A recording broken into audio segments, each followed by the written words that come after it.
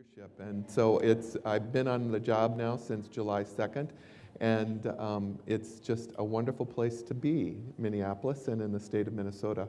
I shared with people that I can't get over how people smile here.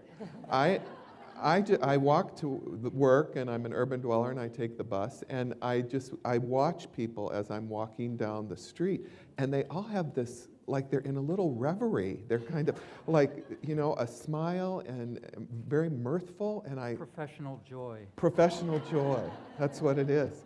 It would never happen that way in Indiana, I'm sorry to say, but so there must be something here. So. It's my pleasure to introduce the next phase of the program, and that is Conversations with Our Sages. I was also struck by this morning's comments, and to sort of summarize sort of what I heard. Richard Leiter is a fellow who lives in the Minneapolis area, and I'm very fond of his work. Leiter and Shapiro have written a book called Packing and Repacking Your Bags. Lighten the load for the rest of your life.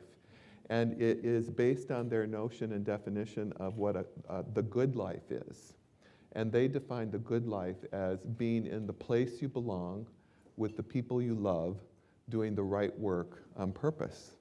And it strikes me that that is a part of professional joy as well as personal joy. And so I think we're about ready to hear the stories of the good life of our guests today. Linda Cronenwett is co-director of the Robert Wood Johnson Foundation Executive Nurse Fellows Program in North Carolina. Will Hueston is the professor at the College of Veterinary Medicine here in Minnesota. Herb Perkins is the executive director of the Anti-Racism Study Dialogue Circle here in Minnesota. Connie Thach is a clinical nurse at University of Minnesota Physicians and Doctor of Nursing Practice student at Minnesota. And Penny Wheeler is Chief Clinical Officer for Allina Health in Minnesota. Each of them is going to share a little bit about their story and their observations, and then I'm going to ask them some questions as a group, and we're going to have a kind of a conversation cafe up here while you eavesdrop on our conversation, and then we'll invite you into the conversation towards the end. So, and I think we're going to go in alphabetical order, which means Linda. That I'm first. And the only thing that makes me able to follow Paul Batalden is the fact that he is one of my most precious mentors, and that the connection that he has made with me and the life that I have led has so much meaning that I know he'll forgive my following him and hold me gently and blow the chaff away, as they say.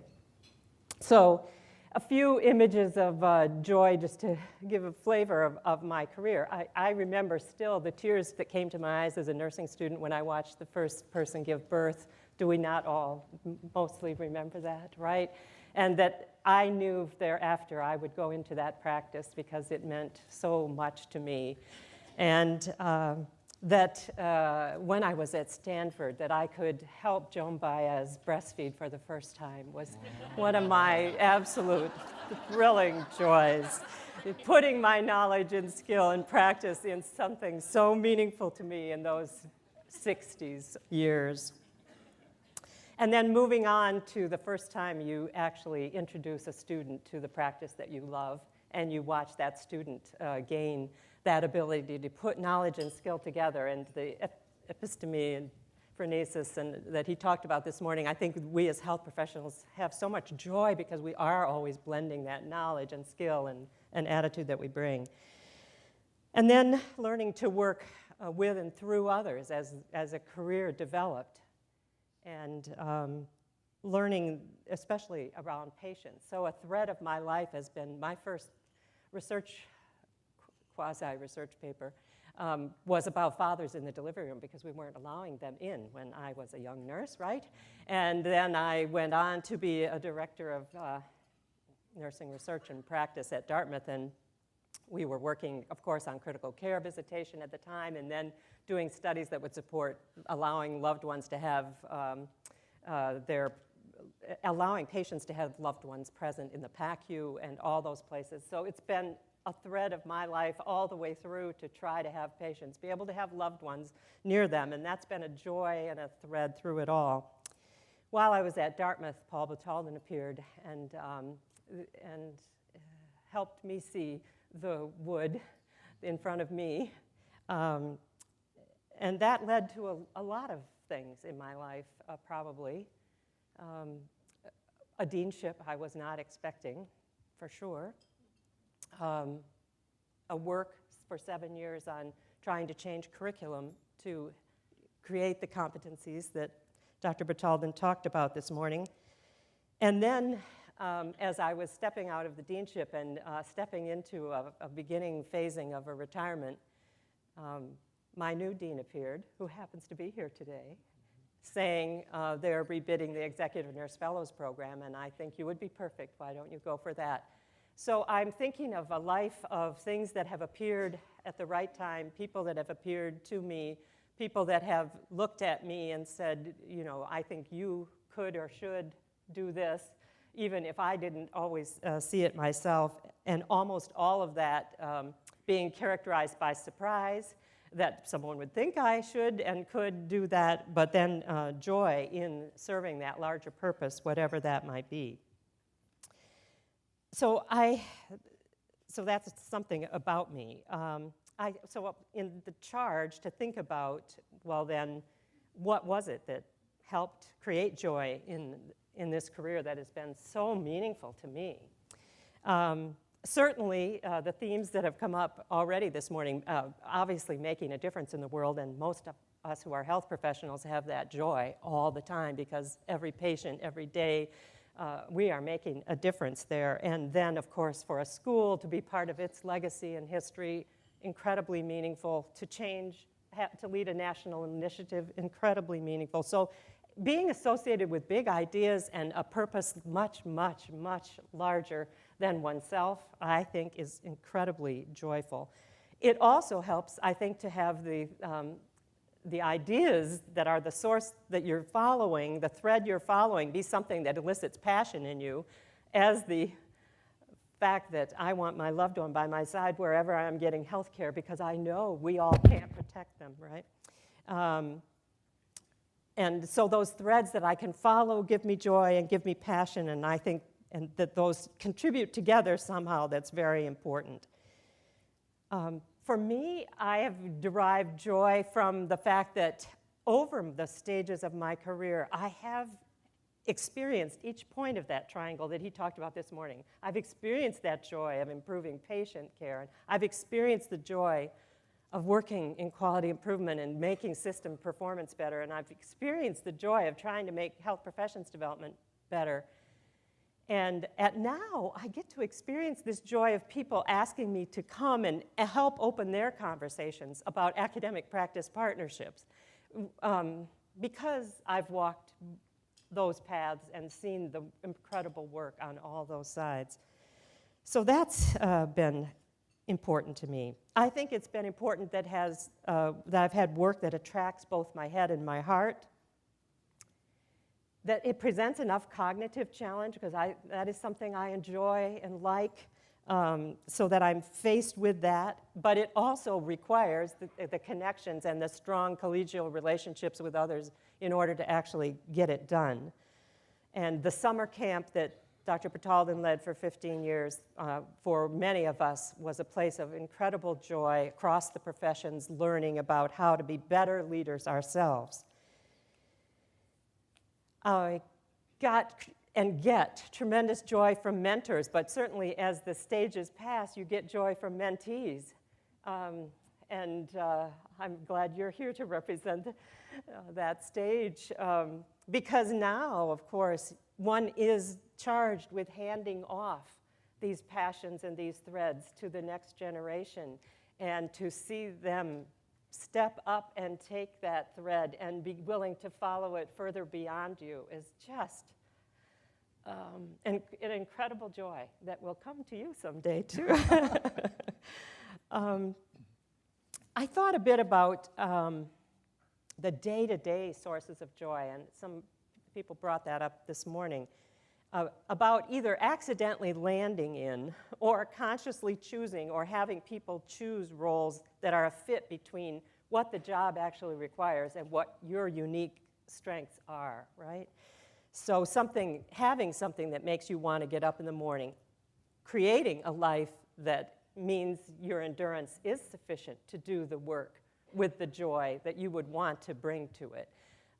I see so many of us in so many ways way overextending ourselves and then sometimes blaming the job when it's the fact that we have that job and we're going to school and we're raising families and we're doing all these things all at once, which no human being probably could do, right? And so the paring away of somehow getting to that place where you have the endurance to do that job. And I think I've been fairly good at that in my life. I have done it in chunks, not all at once, and felt that it was the long race that was important more than how fast I got there. And so I think that's important. For me, jobs that bring novel situations and new challenges, but allow time for thoughtful execution. It's very hard for me if I have 50 novel challenges, et cetera, and I cannot follow it all the way through to some thoughtful execution. I can't do those kinds of jobs well, so it needs to match.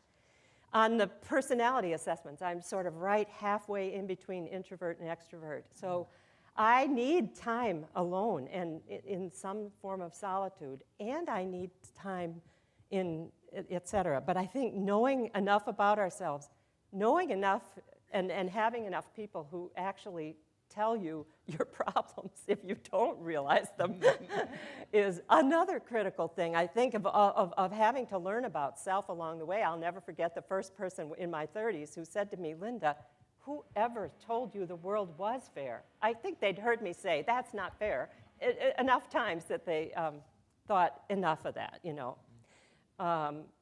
Or a dear colleague who said to me, you can't go into every discussion knowing your opinion is the only right answer. A helpful suggestion.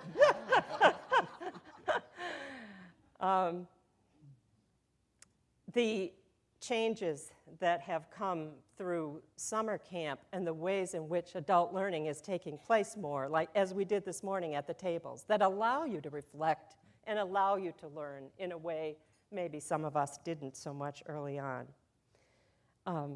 I'm big on optimism and being around and working with other optimistic problem-solving people, and that brings me joy. And so there is some sort of collection that goes on there, but not the real world, and learning about oneself sufficiently to know that not all people are in that place at that time, and that we will still connect and under the ground connect with all kinds of people wherever they are, how important that is.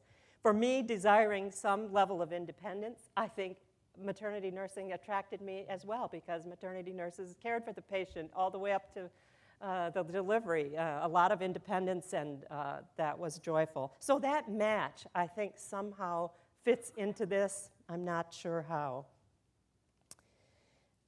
I am someone who loves nursing, has loved nursing since I was young, and I have therefore chosen jobs within traditional nursing roles, and that has served me well. But I'm so glad to have come this later stage in life of having many interprofessional opportunities and knowing that the world is opening to us as nurses in a way for those interprofessional opportunities that have never existed before. So that being in places with perspectives from other fields, being able to self-critically look at one's own profession and having, therefore, the ability to create bigger visions than just within the silos that we're in, I think has brought me joy as well. So I'll end by thinking about the Pentacles, which I did at the invitation of you, Paul, this morning. And I thought about this fact that we harvest the opportunities for continued challenge and professional joy by what we've nurtured all along. And for those of you who are young in your careers or young of age in the audience, the connections you're making now and the promises you keep will reap incredible rewards for the common good 50 years from now and 40 years from now. They will, if you nurture them and water them. And as one person at my table said, weed some of them.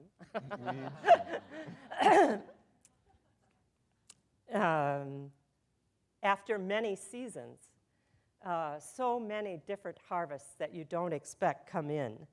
So it requires these connections, it requires the proper tending, it requires a servant-level investment. If you're ever an administrator, you really know what servant-level investment is about. It requires digging under the surface and not be satisfying with all the smiles on top, which may mask other things underneath if you don't dig a little, or certainly won't help you understand. I think in the interprofessional world that we're in, it's so easy to be nice to each other. But if we don't have the conversations and dig a little deeper than that, we don't go further than that, right? And then the integrity of living in harmony with oneself, as you know oneself, and then living in harmony with the larger needs of society. I think those are the things that have created joy for me. And I'll let my colleagues take it from there. Thank you.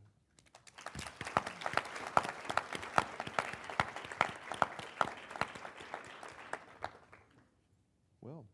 All right, I can turn this on. Well, from a borderline extrovert to a flaming extrovert. So it's all I can do to stay in this seat. And furthermore, my energy is going to rise depending on the degree to which I can make contact with you and with the other people here at the table. So if you'll excuse me for borrowing some of your energy, I'm really honored to be here. This is the first time in my career that I've been invited to speak at a nursing meeting. Actually, I should correct that. It's the second time in my career. The first time was 2 weeks ago at an international nursing conference in Thailand. And it's absolutely fascinating to me, and I'm really honored to be welcomed by you to this meeting. I count as some of my closest colleagues, nurses. Here at Minnesota, several of my very close colleagues and friends are in the audience, Linda Halcon, Cheryl Robertson, and the partner that I found in my first weeks at University of Minnesota, with whom over the past 11 years, we've done incredible things to build interprofessional collaboration and actually promote improvement in global health outcomes, and that's Deb Olson sitting in the back.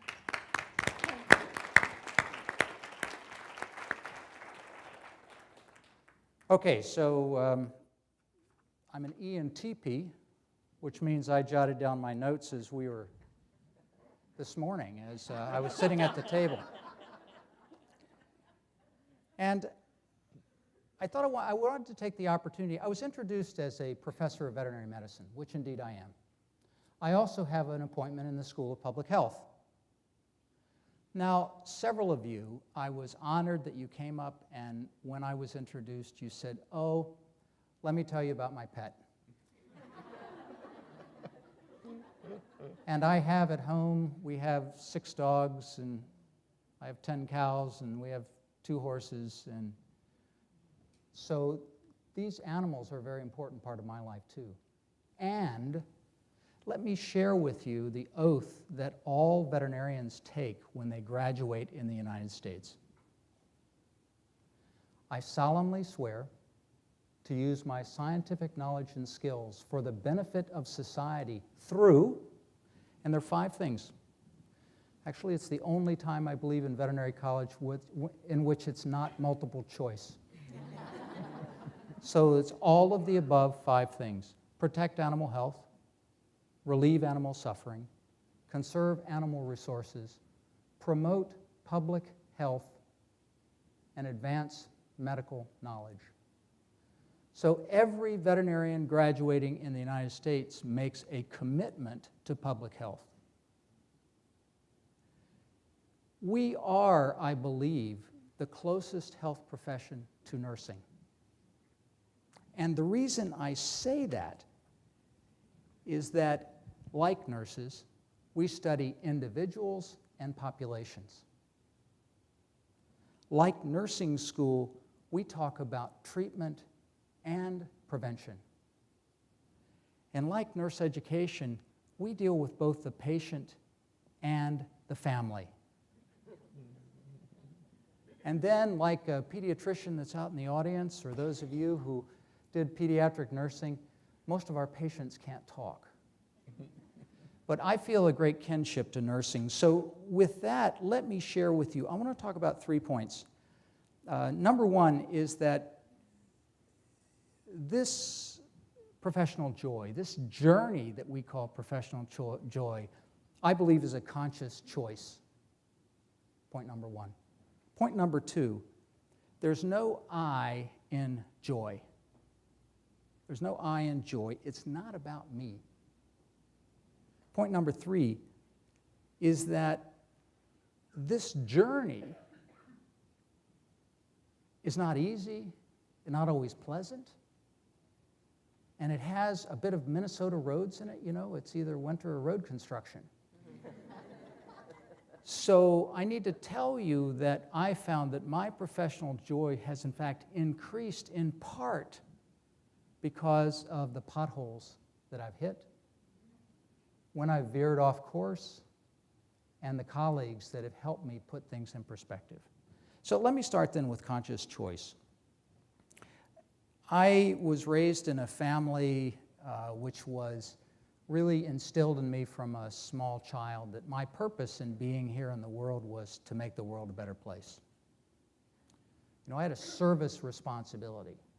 I fought against that many times.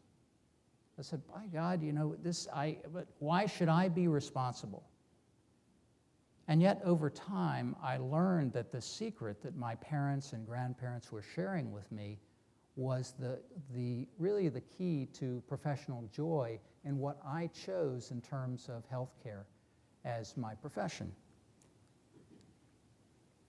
And what that meant, basically, was that I could learn to experience joy through the successes to which I contributed, through the progress through which I contributed. I love the comment today. I know a large number of people, and certainly our world and today's media seems sequestered in that realm of all the bad things that are happening. I learned consciously to focus on the opportunities rather than the challenges. And every crisis has both challenges and opportunities.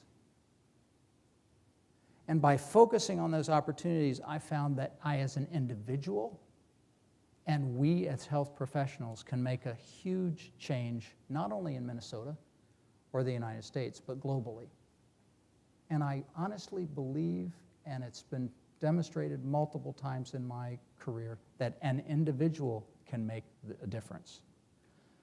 Like the Gaia hypothesis that says a butterfly flapping its wings in California may change the weather patterns in Russia, I have seen how the actions of an individual can change essentially global health. And that, to me, instills a tremendous amount of professional joy at the opportunity that I and we collectively have to make a difference. So, I mentioned this rough road. So like the old country western song says, you need to know when to hold them and when to fold them. And there have been several times in my career, similar to what I think I read underneath your words, that I realized that I could no longer find joy, professional joy, in the position or the situation in which I was in. So I learned from my own metric. Someone asked about tools. Right there, Dawn asked about tools. A tool that I use is if getting out of bed every morning, if less than 3 days a week,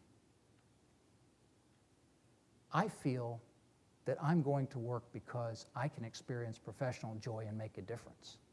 When that falls below 3 days a week, I change jobs. I change jobs. Because that professional joy is is energizing for me. All right, so we talked about conscious choice. Second, no I in joy, and it's not about me. I'm a college dropout. In fact, I dropped out 4 times. I dropped out during something that some of you may still remember called the Vietnam War. I was raised in a community of traditional peace churches, Mennonite and Church of the Brethren, and I was raised to believe that killing people was not the answer to the world's problems. So when I dropped out of school, I was drafted. I'm a conscientious objector. So I did my duty for the country. I earned $25 a week working as a community organizer. So in fact, I worked as a civil rights organizer in the South. I should have told you, or I'll give you a little more context. I grew up in an apartheid country called the United States, called the state of Virginia. So through my childhood and up until, well, actually, to a degree, I would say even today, we deal with an apartheid country that doesn't want to admit it. So I got an opportunity to work for a black lawyer in Southside Virginia to do civil rights organizing. And I was just thrilled. I showed up the first day on the job, I introduced myself, and the first thing he said to me was, "White boy, these are not your problems. White boy, these are not your problems." I had no idea what he was talking about. And in the 3.5 years that I worked with him, what I learned is that I could be more successful as a facilitator than I could be as the doer. That I can't tell a community any more than I can tell an individual what their problems are, what their priorities are, and that I'm not helping anyone if I solve a problem and they're not a participant. So I learned this idea about facilitating community, the sense of community, building teams, and catalyzing success of others. This ability to celebrate other successes, I think, is a dying art, especially in the age of the internet and email. I am absolutely surprised. We get the bulletin every day of what's going on at the university and here at University of Minnesota, and there'll be a list that so-and-so got an award. And I'll send them an email and say, "Congratulations, it's great to hear you got the award." And they'll write back and say, "I really appreciate it. You're the only person that recognized." So I find that it's the interpersonal skills that catalyze professional joy for me, not my technical expertise. Oh yeah, I could rattle off areas in which I'm one of the world's leading experts, but it makes no difference. Probably fits into what my father said that has cautioned me many times. He said, "Will, you need to be careful that as you pursue your various degrees and positions, you're going to learn more and more about less and less until you risk knowing everything about nothing." Or being the world's expert on something that nobody else cares about. So I found that it's the skills of facilitation and interpersonal that make the difference, not the technical knowledge. We were asked to talk about how do we create an environment that fosters professional skill or professional joy? How do we create a learning environment for the next generations and even for our own generations that fosters this professional joy? And I feel very strongly that just as you commented, that the best way that I found to do that is through mentored experience. So I'm a huge advocate of experiential learning. I believe that experiential learning has to challenge. One of our residents came to me yesterday and he said, "You know, you really push us too hard. We're way outside our comfort zone. We're uncomfortable with what you've asked us to do. We just can't handle it all. And my response was, great. We have created the very type of residency that we wanted to create. Because it's learning to live, to find that professional joy in a world where we cannot do everything we would like to do, thank you, Paul, where we cannot, in fact, accomplish all those things that we feel we could accomplish, and where the magnitude of the challenges we face is daunting. So I think also it's the opportunity we have to make our learning experiences impactful. So increasingly, we look for learning experiences where going through the experience itself makes an impact on global health.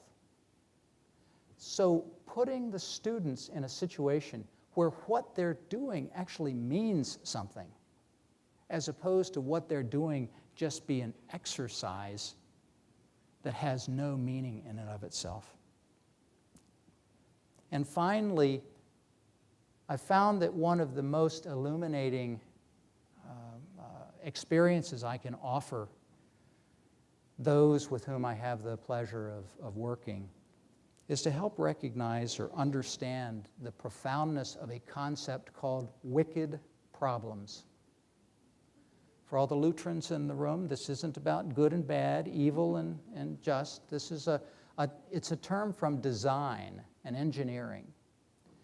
It's a term that describes problems that are so complex that no individual, no discipline, no organization, no country can completely ever understand them. It's about a problem that is in fact a subset of other problems and interconnected, just as healthcare is with economic stability and political, the social sense of a community. It's also a problem that's so compelling that it demands that we do something. And yet we must accept the fact that when we do something, we can never fully anticipate all of the implications of what we do, so much so that sometimes what we do for all the right reasons will actually make the situation worse. Now, you may be saying to yourself, God will, how is that liberating? It sounds pretty depressing to me. What I found was that the more complex the problem, the more opportunities exist to make an impact. And that's where I find professional joy. The issues I work on global food systems. How many people in the room eat? So I decided I would work with a health issue, a basic health, an absolute requirement for life, that involves every person in the world, for which we have tremendous diverse preferences, diverse religious considerations, diverse philosophic stands, for which countries and regions have different resources, and through which all of us, in fact, when we eat lunch, I'll tell you that you will enjoy a lunch that benefits from food ingredients that are sourced in probably 25 to 30 countries. So the world is our supermarket, and the world is our marketplace. So I help the residents, my colleagues, and those with whom I work to get past that pit of depression that I can't make a difference. These issues are too complicated, to the recognition that the complexity is our opportunity, and that what we do may have benefits that we can never anticipate. Now, you asked, what's the downside? The single biggest downside for me, I'm a Myers-Briggs ENTP. There aren't many in veterinary medicine. I doubt that there are very many in nursing. And in the government where I worked for 9 years, I believe I was the last one. So that's extrovert, intuitive, thinking, perceptive, which means basically I get my energy from people.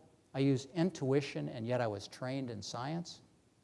I'm a thinker, which means for all the right reasons, sometimes I run right over people and don't even recognize it. And I'm a P, which means the less predictable a situation, the more fun I find it to be. Well, So the challenge is that I also, ENTPs, and I found I need feedback. I really like to be patted on the back and told that I'm doing good things. And yet, my work and professional joy and my choice to work in communities, to work on global issues, the greatest path to success, and it's what I learned as a community organizer, as we help others to be successful so that they can celebrate the success as something they created. So the greatest successes to which I've contributed in my life, I'll never be thanked for. Because most people don't even recognize the role I played. And I had to get comfortable with that. So that's part of the reason we have 6 dogs and 10 cows and 4 horses. Because they'll love me whatever happens. So there's one word in there, is my final word, that I want to stress. Professional joy. You can increase your celebration of professional joy if you think of your own actions and activities and work as in terms of its contribution rather than get stuck on attribution. And I say that in an organizational culture called the university, where promotion and tenure are all about attribution. I have to prove I did this with no one else's help.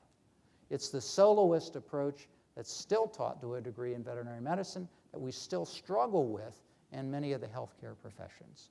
So celebrate your contribution, because what you do is making a difference. Thank you very much.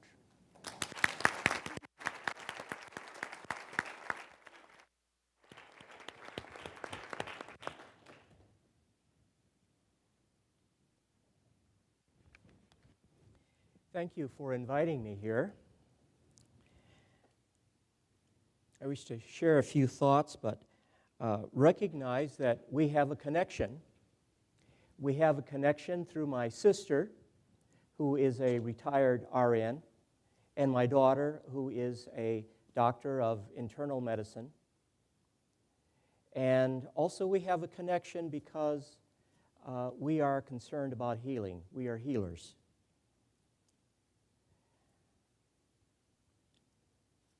We are connected.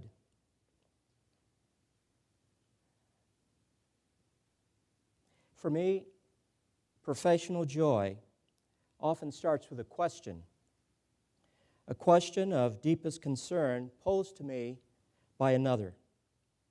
Having such a question calls me into study, reflection, conversation, wonder, and searching.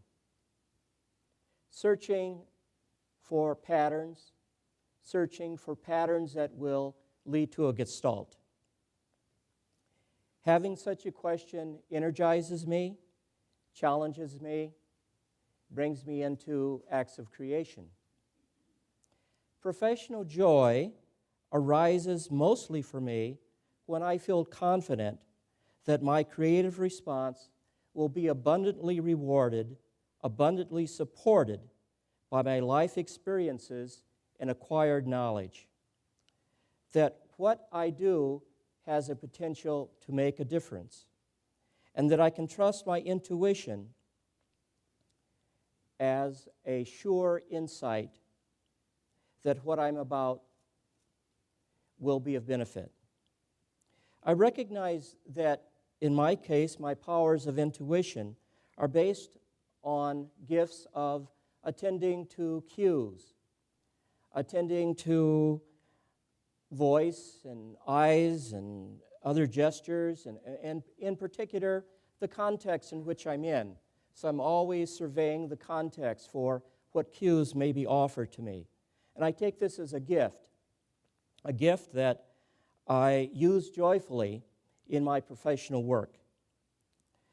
Almost 4 years ago to today's date, I went to the listening house at Mary Hall Housing, which some of you may know is in downtown St. Paul, near the Dorothy Day Center.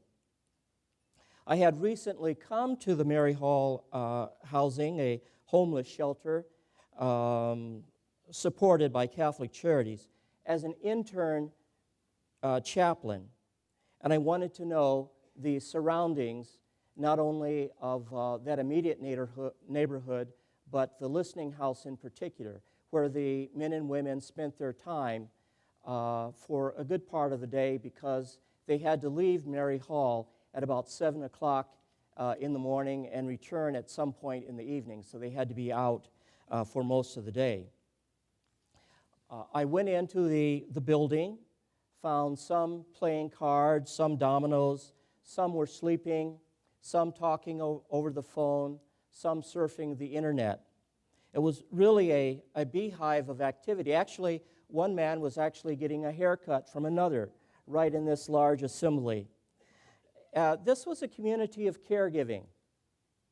Soon I struck up a conversation with one man as we were both pouring coffee. On learning that I was an intern chaplain at Mary Hall Housing, he spoke to me of an addiction. He asked, how does one become transformed? How does one become transformed? His very words. His question blew me away. Wow, that is the core question that I am deeply concerned about. That's a question I live with, especially in my professional work outside of healing in contexts such as Mary Hall. The profundity of his question and the fact that I didn't have an answer to it excited me. I asked myself, what do I offer in word and deed towards others' transformation? Through this man's question, I was offered a challenge, an invitation, a quest. How does a person become transformed?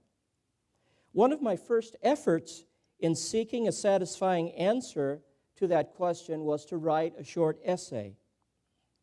I shared this with the Mary Hall housing people through a newsletter that I had developed there. This short piece was an amalgam of narrative theory, Kurt Lewin field force theory, and Rogerian humanistic psychology. Later, a Mary Hall resident came up to me and in conversation asked about this essay. Other than that, I have no evidence that that essay did a bit of good to anybody.